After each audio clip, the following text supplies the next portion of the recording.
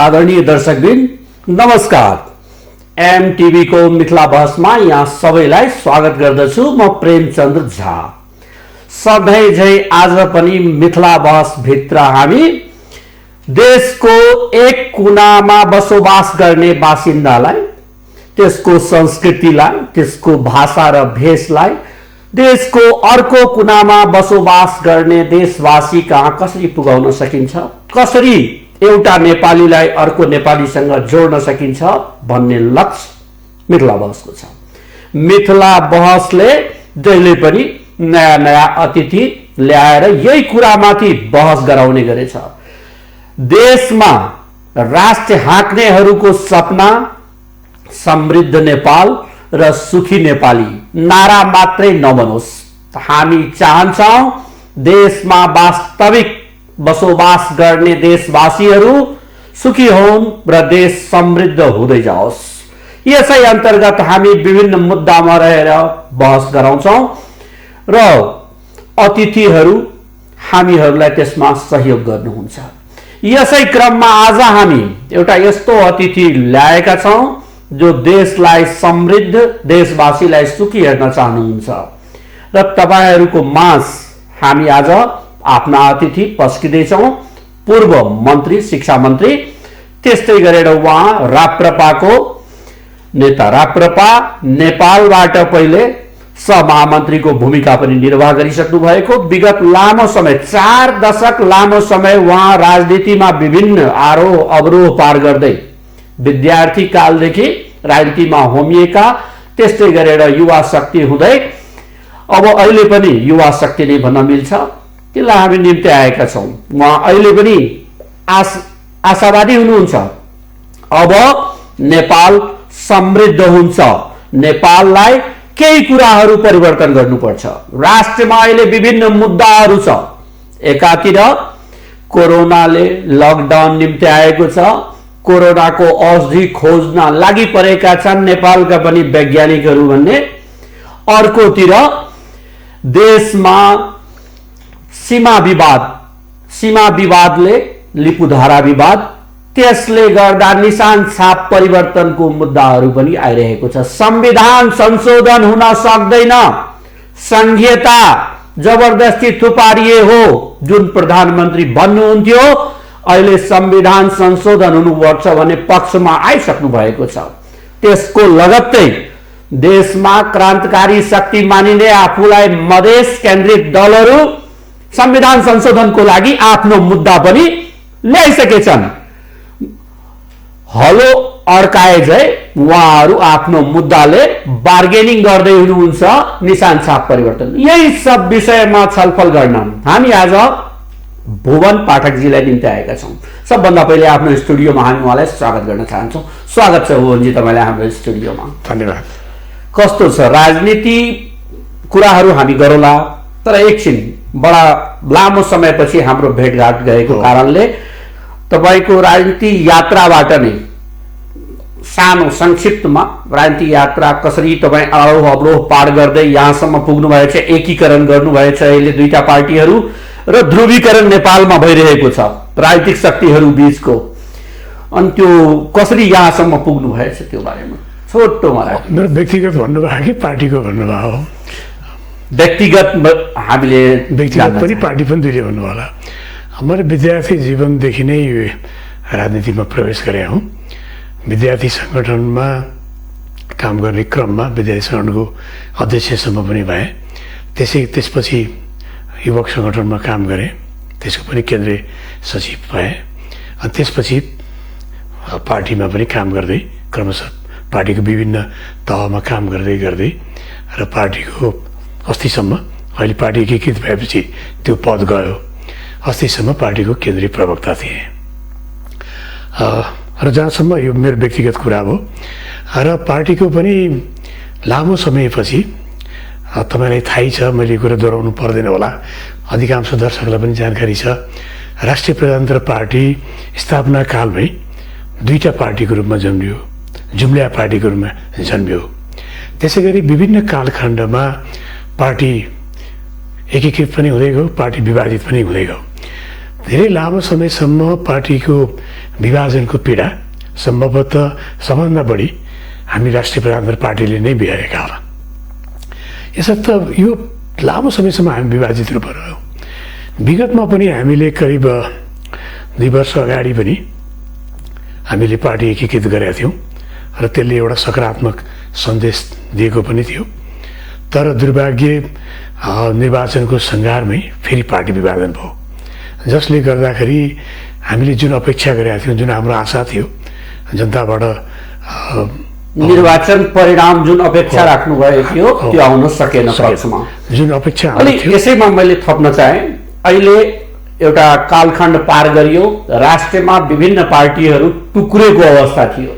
चाहे त्यो कम्युनिस्टहरू भनौँ, टुक्रा टुक्रा भएका 26वटा पार्टीमा विभाजित भएका, तपाईँहरूको पनि प्रजातान्त्रिक शक्ति जो भन्नुहुन्छ ती पनि विभाजित भएको विभिन्न भागमा, राप्रपा जनशक्ति, राप्रपा नेपाल, राप्रपा प्रजातान्त्रिक हुँदै धेरैवटा पार्टीहरू, त्यस्तै मधेस केन्द्रित दलहरू पनि 7वटा दलमा विभाजित भएको र फेरि एउटा काल आयो। त्यो संविधान निर्माणसँगै दलहरूबीच एकीकरणको प्रक्रिया सुरु भएछ। के यो नेचुरल रूपमा लिन सकिन्छ कि कहीँ बाहिरी शक्तिको कुनै प्रभावले ध्रुवीकरण हुँदै गइरहेछ?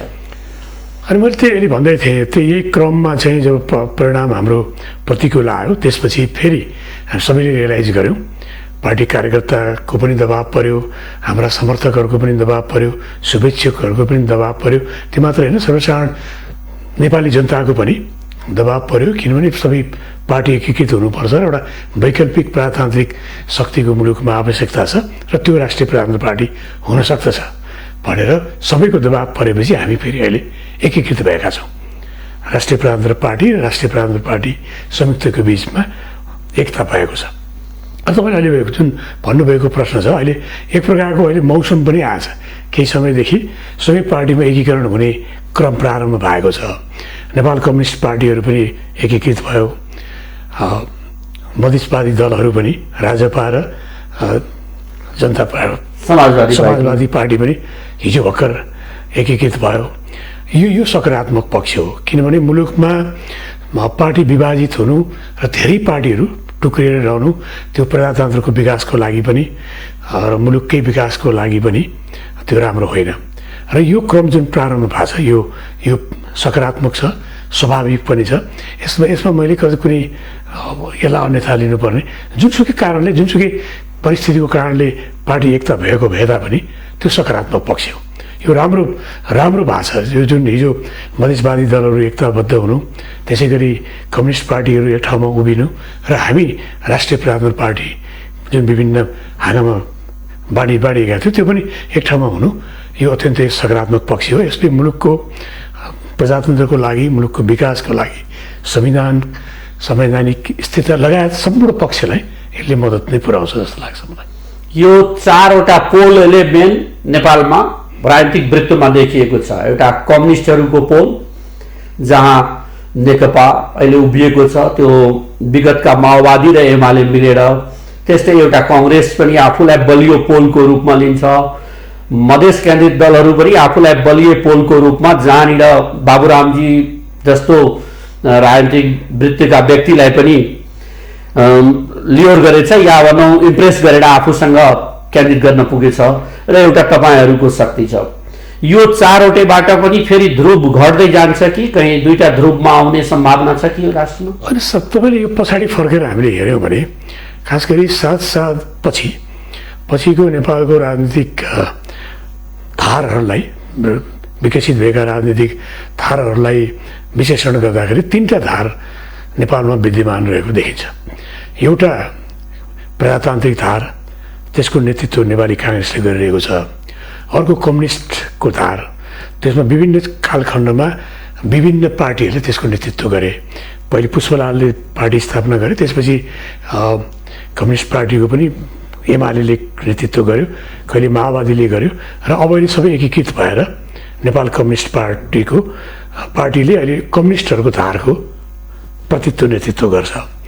त्यसपछि अर्को एउटा धार छ, त्यो धार भनेको राष्ट्रवादी, प्रजातन्त्रवादी भनौँ अथवा राजावादी भनौँ अथवा हिन्दूवादी भनौँ अथवा परम्परावादी भनौँ, पौराणिक शक्तिको परम्परावादी भनौँ, त्यो एउटा धार छ। त्यो धारको प्रतिनिधित्व चाहिँ हामीले गर्छौँ, राष्ट्रिय प्रजातन्त्र पार्टीले गर्छौँ। त्यो विभिन्न कालखण्डमा विभिन्न स्वरूपमा त्यो आयो, तर अहिले वर्तमानमा राष्ट्रिय प्रजातन्त्र पार्टीले त्यो धारको प्रतिनिधित्व गर्छ। र अब मलाई जहाँसम्म मधेसवादी पार्टीहरूको धार छ त्यो फरक भयो। यो मैले समग्रमा विश्लेषण गरेको। यसकारण अब देखिँदाखेरि अहिले नै वर्तमानमा हेर्दाखेरि पनि नेपालमा 4वटा शक्ति, राजनीतिक शक्तिहरू देखिन्छन्। एउटा नेपाल काङ्ग्रेस, एउटा कम्युनिस्ट पार्टी, एउटा राष्ट्रिय प्रजातन्त्र पार्टी र एउटा मधेसवादी दल। यो 4वटा शक्ति चाहिँ नेपालमा देखिन्छ। र अहिले तत्कालमा यो अझ यसमा कमी आउँदै जाने अथवा यसमा फेरि ध्रुवीकरण बढ्दै जाने सम्भावना मैले देख्दिनँ। कम हुँदै गयो अब ध्रुवीकरण। त्यो ध्रुवीकरण हुने सम्भावना म देख्दिनँ। तर कार्यगत एकता हुनसक्छ। कुनै इस्यु विषयमा, स्पेसल इस्युमा, कुनै विशेष मुद्दामा एकता हुनसक्छ। चुनावी एकताहरू हुने सम्भावना हुनसक्छ। अथवा कुनै राष्ट्रिय इस्युमा, नेसनल इस्युमा, राष्ट्रिय मुद्दामा विभिन्न पार्टीहरू बिचमा ध्रुवीकरण हुनसक्छ। कम्युनिस्टहरूसँग हुने सम्भावना छैन भन्ने बुझ्दा हुन्छ हामीले।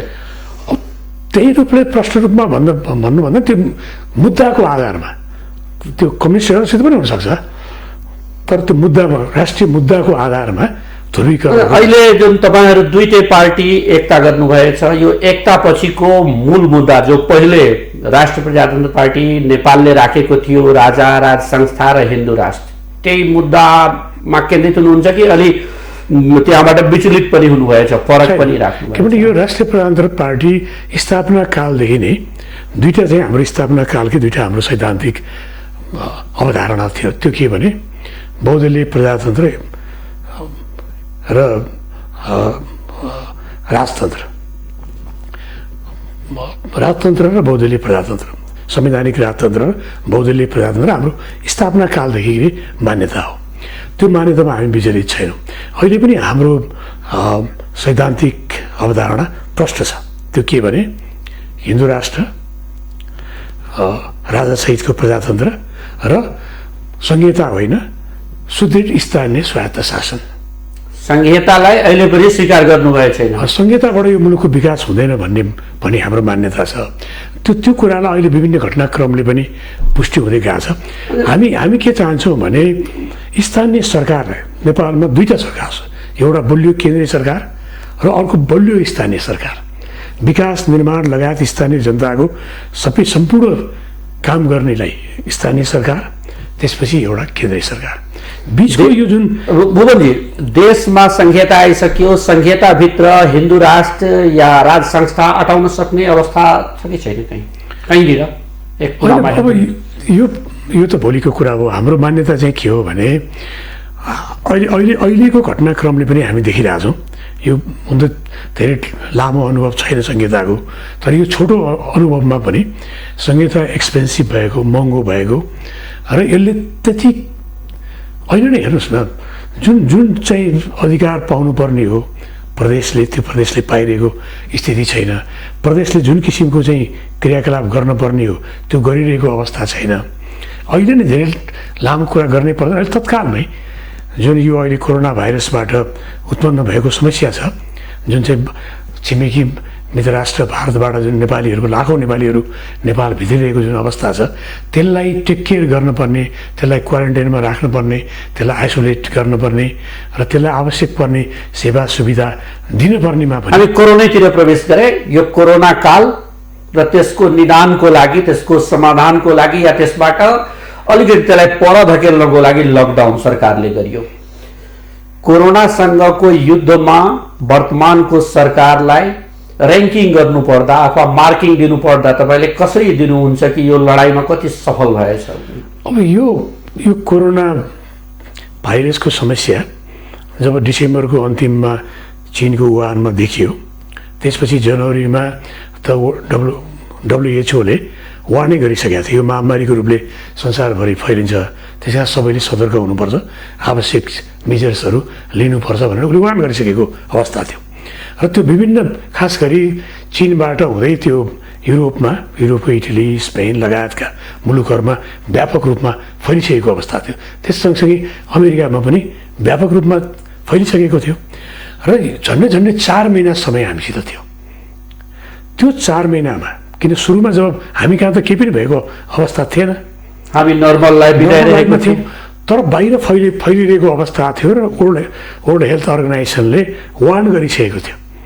त्यो अवस्थामा हामीले टाइमली समयमै हामीले यो सबै प्रिकसनहरू लिएको भए सबै आवश्यक कोरोनासँग लड्नको लागि तयारी हुनुपर्ने अवस्था हामीसँग थियो, तर यो सरकारले गर्न सकेन। किनभने 4 महिना पर्याप्त समय थियो। त्यसको लागि जुन ढङ्गले त्यो त वार फुटिङमा गर्नु पर्थ्यो, त्यो रेगुलर एडमिनिस्ट्रेटिभ जब यो थिएन। यो त युद्ध स्तरमा गर्नुपर्ने काम थियो, वार फुटिङमा गर्नुपर्ने थियो। त्यसतर्फ सरकार गम्भीर भएन। सरकारले टाइमली लकडाउन चाहिँ गर्यो, त्यो टाइममै गरेको हो, त्यसलाई अन्यथा भन्नुहुन्न। त्यो लकडाउन चाहिँ उसले गर्यो, तर मात्र लकडाउन गर्यो। त्यो लकडाउन सँगसँगै गर्नुपर्ने अरू कुराहरू गरेन। जस्तो केन्द्र प्रदेश र स्थानीय सरकारको बिचमा समन्वयको अभाव देखियो। त्यसै गरी सरकारले केन्द्र स्तरमा उच्च स्तरीय समितिहरू बनायो, त्यसको अन्डरमा विभिन्न उपसमितिहरू विभिन्न समितिहरू बनाए, तर ती समितिहरूको बिचमा पनि समन्वय भएको देखिएन। वेल फङ्सनिङ हुन सकेन भन्न मिल्छ। समन्वय नै भएको देखिएन। त्यति मात्र होइन, मन्त्रालयको बिचमा पनि समन्वय भएको देखिएन। सबभन्दा बढी सक्रिय फ्रन्ट लाइनमा हुनुपर्ने मन्त्रालय स्वास्थ्य मन्त्रालय थियो, त्यसपछि गृह मन्त्रालय थियो होइन, र त्यसपछि अरू मन्त्रालयहरू पनि थिए, र तिनीहरू जुन रूपले सक्रिय हुनुपर्ने थियो त्यो पनि भएको देखिएन। त्यसै गरी टाइमली समयमै सबै साधन स्रोतहरू आउनुपर्ने थियो, मगाउनु पर्ने थियो, त्यसमा पनि त्यो पनि विवादास्पद रह्यो। त्यसमा ठुलै भ्रष्टाचारको कुराहरू आयो, लेनदेनको कुराहरू आयो, गुणस्तरहीन सामग्रीहरू मगाएको स्वास्थ्य मन्त्रालयले, तर कुनै पनि कारबाही भएन। प्रधानमन्त्रीले क्लिन चिट दिनुभयो त्यो स्वास्थ्य मन्त्रालयले, कसरी लिनुभयो? त्यो पनि अत्यन्तै आपत्तिजनक छ। किनभने यत्रो चाहिँ उसको बेलामा, सङ्कटको बेलामा हरेक मानिसको जीव ज्यान सङ्कटमा परेको अवस्थामा, मुलुक नै सङ्कटमा परेको अवस्थामा, मुलुक मात्र होइन संसार विश्व नै एउटा सङ्कट परेको अवस्थामा पनि त्यसबाट पनि भ्रष्टाचार गर्ने भनेको त्योभन्दा नीच काम, पतित काम के हुन सक्छ? तर त्यसैमा इन्भल्भ भएको देखियो, जसले गर्दाखेरि समयमा आवश्यक सामानहरू, किटहरू, औषधिहरू पनि आउन सकेन, समयमा आउन सकेन, आएको पनि गुणस्तरीय हुन सकेन, जसले गर्दा अहिले जुन सङ्ख्याहरू हामीले देखिरहेका छौँ, भर्खर 14-15 जनाको डेथ हो भन्ने आइरहेछ। सङ्क्रमण पनि अहिले 3000 प्लस पुग्यो होइन, सङ्क्रमण गति बढिरहेछ। त्यो पनि जुन रूपले गति बढिरहेछ नि, त्यो पनि हाम्रो ट्रेस नभएर तपाईँले पिसिआर ट्रेसिङै उनी गर्नु भएको छैन, जाँचेको रेसियो कम छ, एकदमै कम छ। अर्थात् छोटोमा भन्नुपर्दा यो सरकार कोरोना रोकथामको सन्दर्भमा जति जिम्मेवार हुनुपर्ने थियो त्यो देखिएन। गैर जिम्मेवार त नभन्नु यो सरकारलाई, तर आफ्नो जिम्मेवारी उसले पालन गरेन भन्न खोजिन्छ। एक्ज्याक्टली, उसले जुन ढङ्गले यसको ग्राभिटी, जुन यो सङ्कटको ग्राभिटी जुन छ नि, त्यो अनुरूपको काम सरकारले गरेन। त्यो रूपको एक्टिभिटिज गरेको देखिएन। सबै कयौँ सरकारी संयन्त्रहरूलाई प्रयोग गरेको पनि देखिएन। तपाईँ हेर्नुहोस् न, जुन ढङ्गको खास गरी भारतबाट जब लाखौँ आउने त सम्भावना थियो नि, भारतमै त्यत्रो सङ्कट परिसकेपछि, सबै लकडाउन भइसकेपछि त भारतमा भएका नेपालीहरू नेपाल आउनु त स्वाभाविकै हो। तिनीहरू आउन सक्छन् भन्ने त एज्युम गर्नु पर्थ्यो नि समयमा, र त्यो अनुसारको क्वारेन्टाइनको व्यवस्थाहरू गर्नु पर्थ्यो। तर तपाईँ हेर्नुहोस् त, बोर्डरमा बनेका क्वारेन्टाइनहरू हेर्नुहोस्, क्वारेन्टाइनहरू जति बनाइएको क्वारेन्टाइन छ, त्यो क्वारेन्टाइन त्यो रोग सार्ने एउटा केन्द्रको रूपमा परिवर्तन, रोग सार्ने केन्द्र क्वारेन्टाइनलाई भन्दै हुनुहुन्छ। र लकडाउन गरियो, लकडाउन भन्नेको सीमाहरू सिल हुनुपर्ने थियो, भन्न त बोर्डरहरू सिल गरियो, तर पनि दैनिक प्रवेश गर्नेको अनियन्त्रित होइन, सिल गरेर मात्रै पुग्ने स्थिति थिएन। किनभने नेपाली नागरिक जो नेपालीहरू छन्, ती नेपाली नागरिक बोर्डरमा पारीमा आइसकेपछि नेपालको सरकारको दायित्व र कर्तव्य हो त्यो नेपालीहरूको जिम्मा लिनुपर्ने, कर्तव्य हो। तिनीहरूलाई क्वारेन्टाइनमा राख्ने, तिनीहरूलाई टेस्ट गर्ने, परीक्षण गर्ने, ऊ देखियो कोरोना भाइरस देखियो भने आइसोलेसन गर्ने, आवश्यक औषधोपचार उपलब्ध गराउने, यी सबै व्यवस्था गर्ने दायित्व र कर्तव्य त सरकारको हो। हामीसित मैले अघि भने नि, हामीसित पर्याप्त समय थियो। त्यही अनुपातको त्यो समयमा हामीले त्यो बोर्डरमा स्थानीय सरकारलाई परिचालन गरेर राम्रो व्यवस्थित क्वारेन्टाइनहरू निर्माण गर्न सक्थ्यौँ, गरेनौँ। मैले भने नि क्वारेन्टाइनहरू हेर्नुहोस् न, एउटै कोठामा 50 मान्छेलाई जन्ती आए जस्तै क्वारेन्टाइनमा मान्छेहरू राखिएको छ। एकजना रोगीले रोग त्यहाँ सारिरहेको छ। अर्थात् हामी भन्न सक्छौँ कि भुवनजीले यो कुरा भन्दै हुनुहुन्छ कि क्वारेन्टाइनसँगको जुन सङ्घर्ष छ राष्ट्रले गर्नुपर्ने, त्यसमा गैर जिम्मेवार कहीँ न कहीँ यो सरकार पक्ष देखिएको छ। होइन, गैर जिम्मेवार मात्र नि। अनि यसैसँग मैले जोड्न चाहे, त्योसँग सङ्घर्ष गर्न एउटै अचुक औषधि लकडाउन गरियो सरकारले। त्यो पनि केही न केही हदसम्म जो समयमा हुनुपर्ने थियो अहिले आएर अब खुल्ने कुरा वातावरण बनिसकेछ। ट्याक्स माग्न लागेछ व्यापारीसँग सरकारले। अर्थात् हामी स्वीकार गर्छौँ कि यो सरकारले जति गर्नुपर्ने थियो कोरोनासँगको सङ्घर्षमा त्यो गर्न सकेन र लकडाउनलाई पूर्ण सफल मान्न सकिन्न अहिलेको हकमा। होइन, लकडाउन मात्र एक मुख्य के बुझ्नुपर्छ हामीले, मैले अघि पनि तपाईँलाई भनेको थिएँ, टाइमली लकडाउन भएको त्यो बेला लकडाउन नै गर्नु पर्थ्यो, त्यो जरुरी पनि थियो। त्यसले पनि केही हदसम्म यसलाई यो कोरोना भाइरसलाई एक्सप्लोड हुन दिएन, स्प्रेड हुन पनि बाट रोक्यो। त्यो सकारात्मक पक्ष हो। तर लकडाउन मात्रै त समस्याको समाधान होइन नि। त्यसपछि लकडाउन सँगसँगै हामीले अरू मेजर्सहरू प्रयोग गर्नु पर्थ्यो। अलिकति अब यहीँनिर मैले जोडेँ, यही लकडाउनको अवधिमा कोरोना कालको बेलामा देश एकातिर आफ्नो नागरिकलाई स्वस्थ राख्नको लागि सङ्घर्ष गरिरहेको छ। स्वास्थ्य मन्त्रालयले गर्नुपर्ने जिम्मेवारी पुरा गरेन। त्यही बिचमा फेरि यहाँ सरकार परिवर्तनको कुरा पनि उठ्यो। ओलीजीलाई परिवर्तन गरेर अर्कोलाई नेतृत्व हस्तान्तरण गर्ने, कहिले माधव नेपालको नाउँ, कहिले ओलीजीले आफै वामदेवजीको नाउँ सार्नुभयो र कतैतिरबाट प्रचण्डजीको नाउँ आइरहेको थियो। ठ्याक्कै यसरी परिवर्तनको कुरा आउँदा आउँदै लिपुधारा विवाद जुन छ त्यो आउन पुग्छ राष्ट्रमा। यो के कसरी यसलाई लिङ्क गर्न सक्छौँ हामी? अनि सबै यो त अत्यन्त दुर्भाग्यपूर्ण हो। खास गरी यत्रो मुलुक चाहिँ कोरोना भाइरसको कोभिड-19 सङ्कटमा फँसेको बेलामा सरकार परिवर्तन हुने कुरा गर्नु र सरकार पूर्ण त्यसैमा इन्भल्भ हुनु, व्यस्त रहनु, त्यो दुर्भाग्यपूर्ण कुरा हो। किनभने यो त यत्रो सङ्कट, यो सामान्य सङ्कट होइन नि। यत्रो सङ्कटको बेलामा सरकारमा को बस्ने को नबस्ने भन्ने कुरो महत्त्वपूर्ण होइन। सबै सरकार, प्रतिपक्ष, सर्वसाधारण जनता सबै मिलेर यसको समस्याको समाधान खोज्नु पऱ्यो नि। पहिलो प्रायोरिटी त त्यहाँ हुनु पर्थ्यो।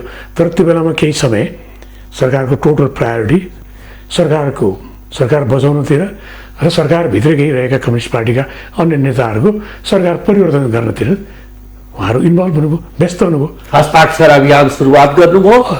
अलिकति मैले सिधा बुझ्न चाहेको तपाईँसँग, यो लिपुधारा मुद्दा जुन छ अथवा नक्साको मुद्दा आउनु, निशान छापको मुद्दा आउनु जुन छ, यसलाई त्यो सरकार परिवर्तनलाई रोक्नको लागि तुरुपको पत्तामा ल्याएको भन्न मिल्छ?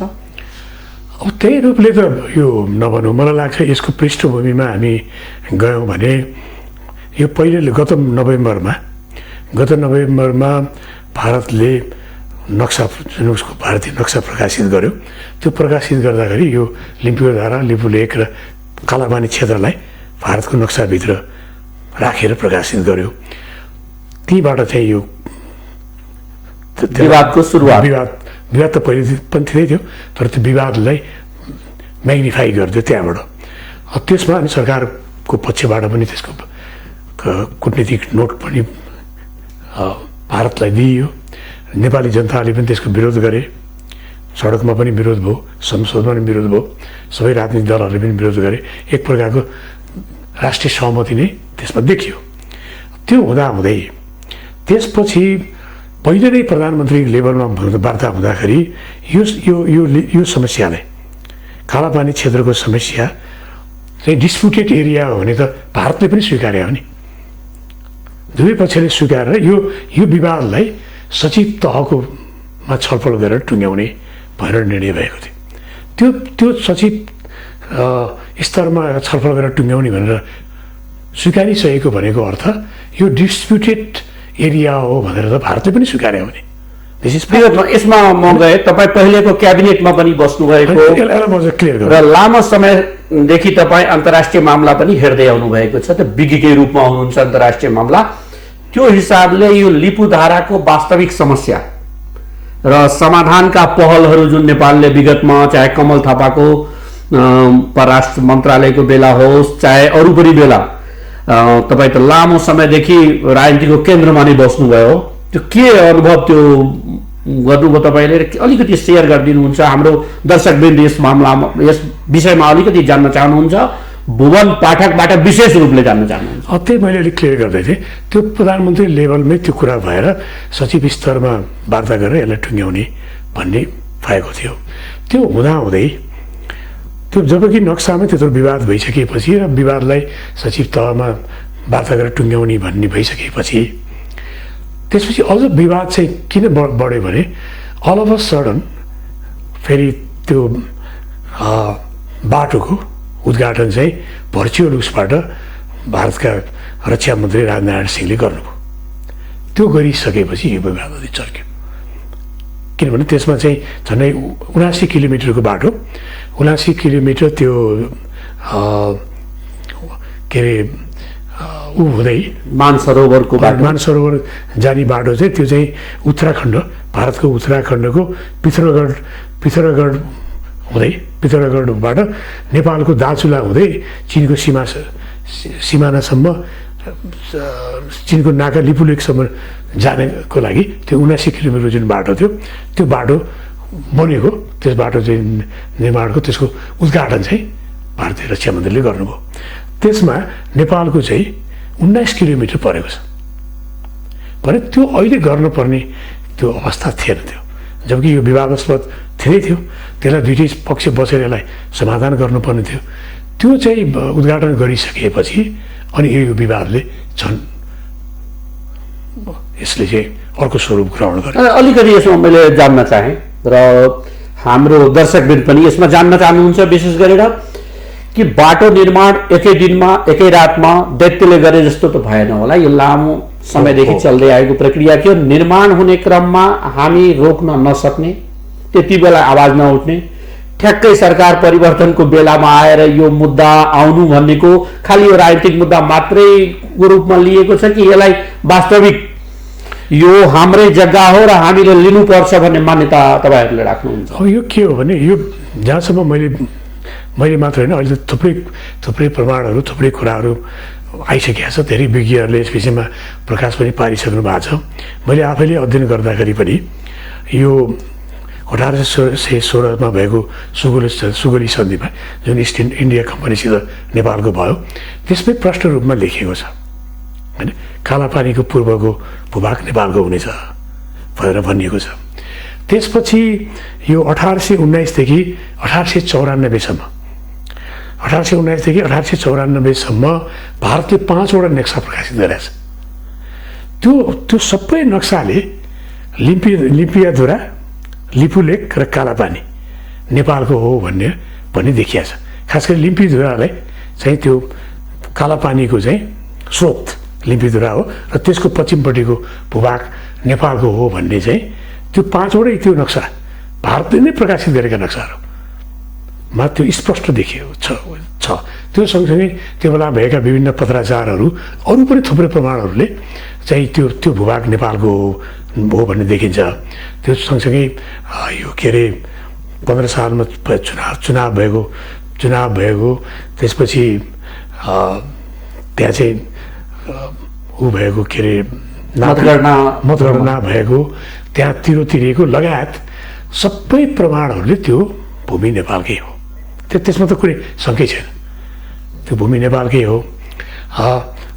त्यसर्थ यसलाई हामीले चाहिँ जुन भारतले जुन किसिमले नक्सामा पार्यो र जुन किसिमको बाटो एकतर्फी रूपमा निर्माण गर्यो त्यसले नै यो सबै समस्या सिर्जना भयो। मूल समस्याको सृजना भनेको 1962को चीनसँगको जुन युद्ध थियो त्यसले सृजना गरायो भन्न मिल्छ र त्यति बेलाको हाम्रो शासकहरू भारतलाई त्यो भूभाग कुनै न कुनै शर्तमा दिएको हुनुपर्छ भन्न मिल्छ। दिएको चाहिँ होइन।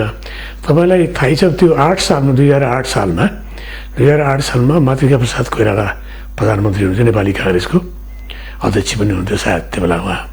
उहाँको प्रधानमन्त्रीत्व कालमा 17वटा पूर्वी यो चीनसित उत्तरी नाकामा भारतको 17वटा चाहिँ चेकपोस्ट चाहिँ रहेको थियो। त्यसलाई लामो समयसम्म त्यसलाई हटाउने प्रयास भयो। पछि अन्तिममा राजा महेन्द्रको समयमा 2026 सालमा केन्द्र विष्ट प्रधानमन्त्री हुँदाखेरि त्यो नाका हटाउने निर्णय भयो र त्यो नाकाहरू त्यो चेकपोस्टहरू हटाइयो। र त्यो सबै चेकपोस्ट हटाउने क्रममा सबै हट्यो, भारतले पनि त्यसलाई हटाउन स्वीकार गर्यो, हट्यो भनियो। तर त्यहाँ चाहिँ एउटा बाँकी रहिरहेको रहेछ जस्तो लाग्छ मलाई। त्यो किन रह्यो हाम्रो जानकारीमा किन भएन होइन? हुन त्यो बेला अत्यन्त दुर्गम ठाउँ पनि थियो, हाम्रो संयन्त्रहरू पनि त्यस्तै थिए, त्यसले हाम्रो सायद जानकारी भएन होला। त्यो भएर त्यही बेलादेखि त्यो त्यहाँ चाहिँ भारतको सेनाहरू रहिरहेको अवस्था रहेछ। तर जहाँसम्म मेरो जानकारी छ र अहिले यो विषयमा धेरै चर्चा परिचर्चा भइसकेको छ र यो नेपालको कुनै पनि शासकले कसैले पनि त्यो भूभाग भारतलाई प्रयोग गर्न दिएको कतै कुनै प्रमाण छैन। भारतलाई हामीले दिएन, भारतले जबरजस्ती कब्जा गरियो। त्यही भूभाग कब्जा गरेछ, फिर्ता लिनको लागि त सङ्घर्ष गर्नुपर्छ नि। सेना परिचालन गर्न सक्ने अवस्थामा नेपाल छ कि छैन त्यो ठाउँमा? अनि सेना परिचालनबाट र सैनिक युद्धबाट समस्या समाधानको कुरा होइन। अब हामीले त्यो हाम्रै भूभाग हो, त्यसलाई डिप्लोमेटिकल्ली ह्यान्डल गर्नुपर्छ। एउटा महत्त्वपूर्ण काम हामीले गऱ्यौँ, त्यसलाई अहिलेको सरकारलाई हामीले श्रेय पनि दिनुपर्छ। त्यो के भने हामीले यो हाम्रो भूभागसहितको नक्सा प्रकाशित गऱ्यौँ र त्यो नक्सा निशान छापमा प्रयोग गर्नुलाई संसदमा पनि छ, संसदबाट अनुमोदन पनि हुन्छ होला। अलि यसैसँग जोडेँ मैले, यो मुद्दा त बजारीकरण भइसकेछ, बजारमा सबैले बुझिसकेछ। हाम्रो सर्वसाधारण जनताले बुझ्ने कुरा हो कि निशान छापको लागि संविधान संशोधन गर्दैछ। अर्थात् यही सरकार विगतमा 90% को दम्म देखाएर संविधान घोषणा गर्दा हाम्रो घोषणा भएको संविधानमा एक अक्षर परिवर्तन हुने खालको छैन, अपरिवर्तनीय संविधान बनाएछौँ, अति उत्कृष्ट संविधान छ। तर संविधानको मूल कुरा जुन निशान छाप हुन्छ त्यहीनिर गलत गरेका रहेछन्। के कारण होला त्यो त्यति बेला गल्ती हुने? 90% होइन, त्यो त्यसमा चाहिँ मलाई पनि मेरो मनमा पनि त्यो प्रश्न उब्जिन्छ। यो कुरा त्यो संविधान जारी हुँदाको बखत त्यो यो नक्साको विषयमा यो जुन नक्साको कुरा अहिले हामी गरिरहेको छौँ त्यो बेलामा किन छलफल भएन?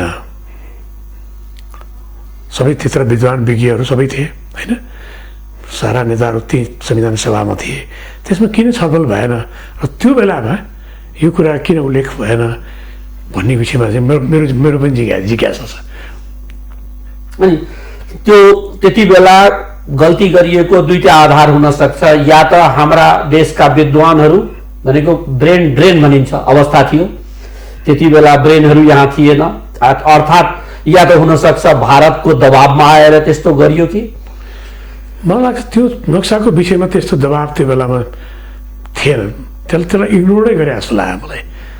त्यसलाई कसैले सिरियसली नल्याए। अनि अहिलेको अवस्थामा हामी त्यसलाई इग्नोर गरिरहेको छैन, हामी सिरियस छौँ। खालि निशान छाप परिवर्तन गर्ने कुरामा कि अहिलेको सरकारसँग आशा राख्नुहुन्छ कि त्यो भूमि पनि फिर्ता ल्याउँछ? अब यो निशान छापमा र नक्सा प्रकाशित गर्दैमा समस्याको समाधान हुने होइन। मूल कुरा त हामीले हाम्रो भूमि फिर्ता ल्याउने कुरा होइन, हाम्रो भूमि त छँदैछ नि, त्यहाँ रहेको भारतीय सेनालाई ब्याकफुटमा लाग्ने, उनीहरूलाई फिर्ता गर्नु पर्यो। मुख्य कुरा त्यही हो। त्यहाँ त्यो हामीले भूमि फिर्ता लिनु पर्दैन। हाम्रो सिमानामा हाम्रो भूमिमा भारतीय सेनाहरू बसिया छन्, उनीहरूलाई त्यहाँबाट फिर्ता गर्नु पर्यो। पाठकजी, मैले अब तपाईँलाई एउटा नेताको रूपमा नभइकन खालि नेपालको एउटा राष्ट्रियवादी नागरिकको रूपमा, जो राष्ट्रप्रति एकदम जिम्मेवार हुन्छ, त्यो नागरिकको रूपमा मैले यो कुरा सोध्न चाहेँ र जान्न चाहेँ तपाईँसँग। भारतले आफ्नो नक्सामा पनि त्यो ठाउँ ओगटिसकेको, भारतले सेना पनि त्यहाँ राखेर कब्जा गरिसकेको, सडक पनि बनाइसकेको, अनवरत रूपले भारत त्यसको प्रयोग गरिरहेको छ र हामीले निशान साथमा मात्रै अहिलेसम्म परिवर्तन गरेको छौँ। अन्तर्राष्ट्रिय अदालत पनि हामी पुगेको छैन, युएनसम्म पनि गएको छैन। यो मुद्दालाई भारतसँगको डिप्लोमेटिक वार्ता गरेर हामी यसलाई समाधान खोज्छौँ अहिलेको सरकारले भन्दैछ। सम्भव छ यो भूमि फिर्ता लिन? होइन, हाम्रो प्रयास चाहिँ डिप्लोमेटिकल्ली नै ह्यान्डल गर्नुपर्छ। मलाई चाहिँ किन सम्भव छ जस्तो लाग्छ भने भारत त्यत्रो विशाल राष्ट्र छ, विशाल देश छ नि, हाम्रो भन्दा कयौँ गुणा ठुलो छ। जनसङ्ख्याको हिसाबले पनि 1 अरब 30 करोड भन्दा बढी जनसङ्ख्या भएको मुलुक, सम्पन्न मुलुक छ। यो एउटा यो राइजिङ पावरको रूपमा इमर्ज गरिरहेको मुलुक छ।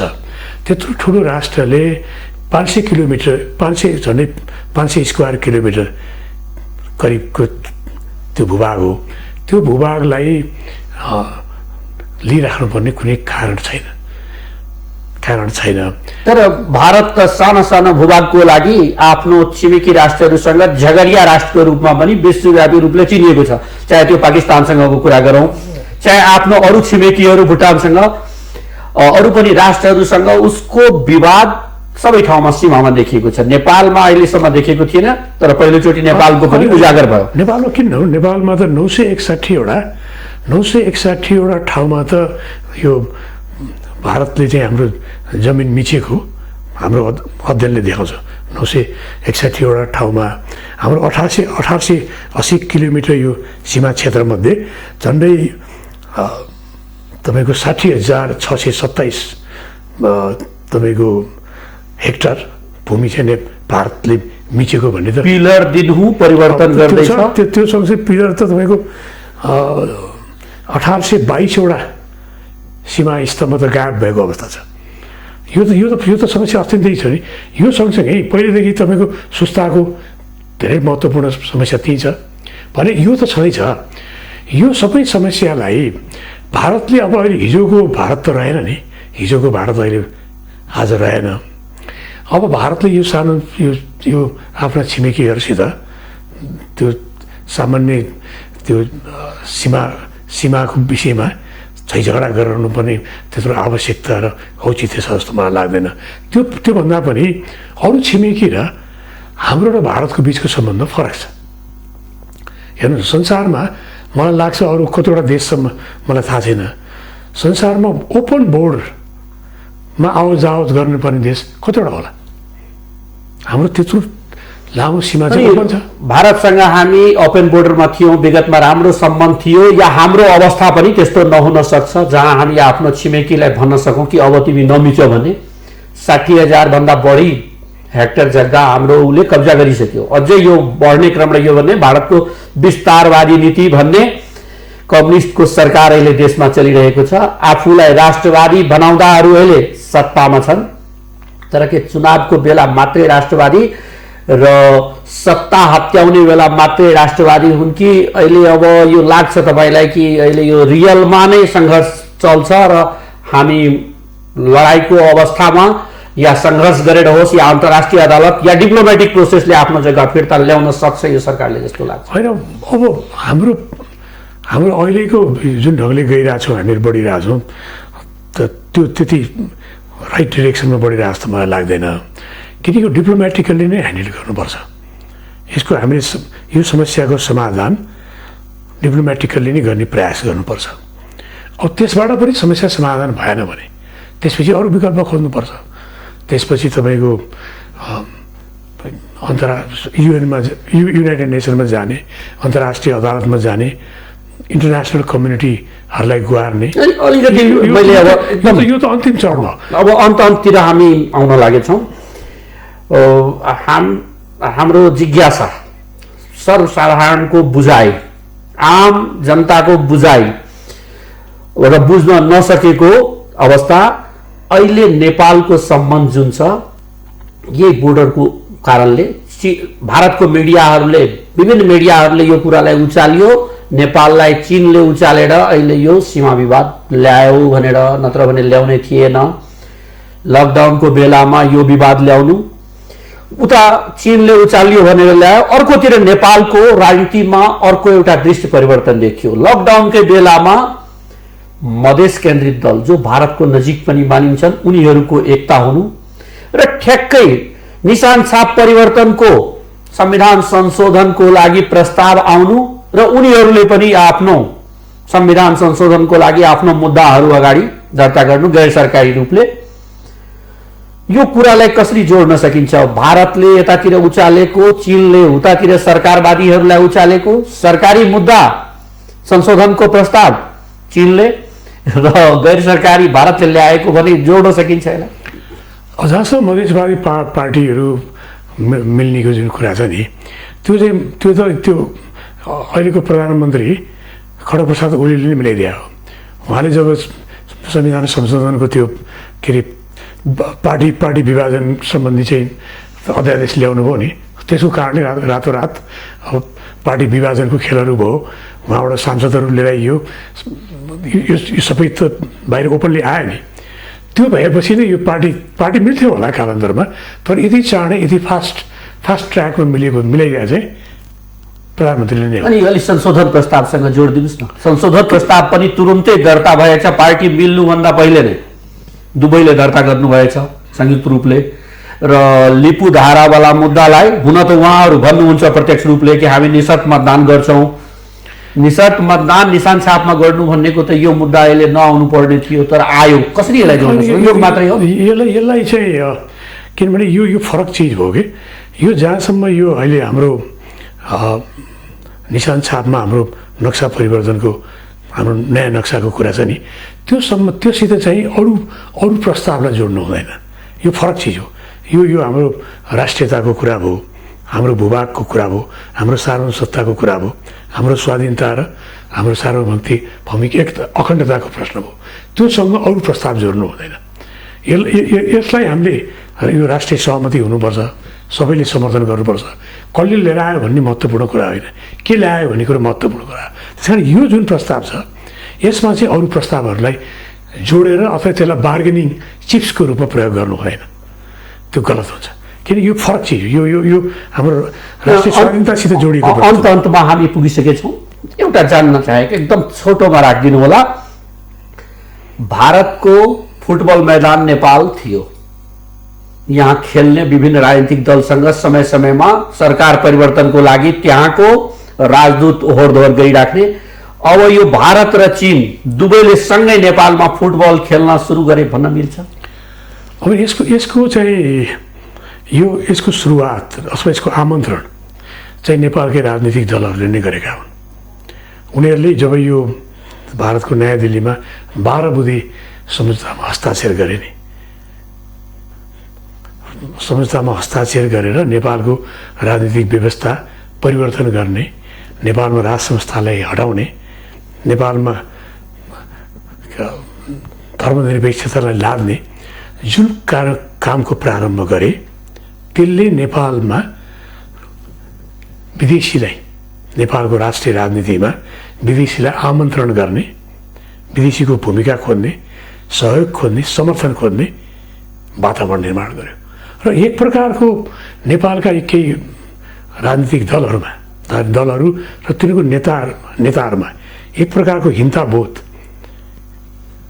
के स्थापित भएको छ भने नेपालमा सत्तामा पुग्न, सरकारमा पुग्न र सरकार जोगाउन विदेशीहरूको सहयोग चाहिन्छ भन्ने एउटा हिंसा। विदेशी आकाहरूको आशीर्वाद बिना सत्ता स्वाद लिन सकिँदैन भन्ने एउटा मानसिकता छ र त्यही सहयोग उहाँहरूले प्रत्यक्ष परोक्ष रूपमा लिइरहेको अवस्था पनि छ। त्यो भएको हुनाले यो खतराले बढेको छ। यो नेपालमा विदेशी प्रभाव, विदेशी दबाव र विदेशी चलखेल अहिले व्यापक रूपले बढेको छ र यसलाई बढाउनुमा यी पार्टीका विभिन्न नेताहरू जिम्मेवार छन्। यो बढ्न दिनु हुँदैन। हाम्रो देशको, हाम्रो मुलुकको निर्णय हामी आफैले गर्नुपर्छ। धन्यवाद, हाम्रो स्टुडियोमा आइदिनु भयो र पुनः फेरि हामी बृहत 12 बुँदे सम्झौतादेखि लिएर अरू कुरा, पार्टीको जुन नयाँ कुरा आउँदैछ, नयाँ रूपले तपाईँहरू आउँदै हुनुहुन्छ, यसबारेमा हामी छलफल गरौँला। आजको लागि यहाँलाई धेरै धेरै धन्यवाद दिन चाहन्छु। मेरो पनि धेरै धेरै धन्यवाद प्रेमजी। तपाईँको यो लोकप्रिय टेलिभिजनमा मलाई बोलाएर मेरा भावनाहरूलाई दर्शकसम्म पुर्याउने जुन मौका दिनुभयो त्यसको लागि धेरै धेरै धन्यवाद। आदरणीय दर्शकबिन, आज हामी कुराकानी गर्दै थियौँ भुवन पाठकजीसँग, जो राप्रपाको प्रभावशाली नेता तथा पूर्व मन्त्री पनि हुनुहुन्छ। उहाँले प्रष्ट रूपले भन्नुभयो, नेपाल, भारत र चीन जस्ता छिमेकी शक्तिशाली राष्ट्रहरूको फुटबल मैदानको रूपमा यसले प्रयोग हुँदैछ र त्यो फुटबल मैदान बनाइदिनमा सहयोग गर्ने हाम्रै राष्ट्रका नेताहरू हुनुहुन्छ। नेताजीहरू इमान्दार भइदिने हो भने राष्ट्रको सीमा मिच्ने कसैले पनि आँट गर्न सक्दैन। हामी नेपाली जो वीर भनेर विश्वव्यापी रूपले चिनिएका छौँ, ब्रेभ भनिन्छ हामीलाई। हाम्रो खुकुरीले जो अङ्ग्रेजसँग जुझ्ने पनि हिम्मत राख्दथ्यो, ती नेपाली आफ्नै घरभित्र अरूलाई प्रवेश गराइदिएर हामी कमजोर गरिरहेछौँ आफ्नो राष्ट्रता र राष्ट्रलाई। राष्ट्रभित्र बसोबास गर्ने सबै राष्ट्रवादी नै हुन्छन् र उनलाई हुन दिनुपर्ने वातावरण बनाउनु पर्छ, तर त्यो हुन पाइरहेको छैन। कहीँ न कहीँ भावनात्मक एकता बनाउने खाँचो छ भनेर उहाँले प्रश्न पार्नुभयो र नेताहरू इमान्दार हुनुपर्छ भनेर प्रश्न पार्नुभयो। आजको लागि हाम्रो मिथिला बहसको समय सिद्धिन लागेछ, सिद्धिसकेछ। एमटिभी हेर्दै राख्नुहोला। हामी सबैको लागि, हामी सधैँको लागि हाम्रो नारा चरितार्थ गर्न पूर्व मेचीदेखि पश्चिम महाकालीमा बसोबास गर्ने नेपाली एक सूत्रमा हामी बाँध्न चाहन्छौँ भन्ने, उत्तरमा चीनको सिमानादेखि दक्षिणमा भारतको सिमानासम्मका सम्पूर्ण नेपालीहरूलाई एकताको सूत्रमा बाँध्ने मिथिला नेपाल टेलिभिजनको यो लक्ष्य। तपाईँ सबैलाई हामी विभिन्न मिडियाबाट तपाईँको हाम्रो कार्यक्रमहरू फेसबुकबाट तपाईँ हेर्न सक्नुहुन्छ। फेसबुकको लागि हामीलाई तपाईँ www.facebook.com.mtvnepal.online बाट हेर्न सक्नुहुन्छ र हामीलाई लाइक गर्न सक्नुहुन्छ। त्यस्तै युट्युबको लागि हाम्रो एड्रेस www.youtube.com/mtvnepal4K सब्सक्राइब गर्न सक्नुहुन्छ। हामीलाई कहीँ पनि लाइभ हेर्न सक्नुहुन्छ। mtvnepal.tv/live TV बाट तपाईँ ब्राउज गर्न सक्नुहुन्छ र हामीलाई हेर्न सक्नुहुन्छ। हामी पुनः फेरि आफ्नो नारा दोहोऱ्याउँदै, हामी सबैको लागि, हामी सधैँको लागि, आजको लागि भने म प्रेमचन्द्र झाको समय सिद्धिएको छ। बिदा दिनुहोस्।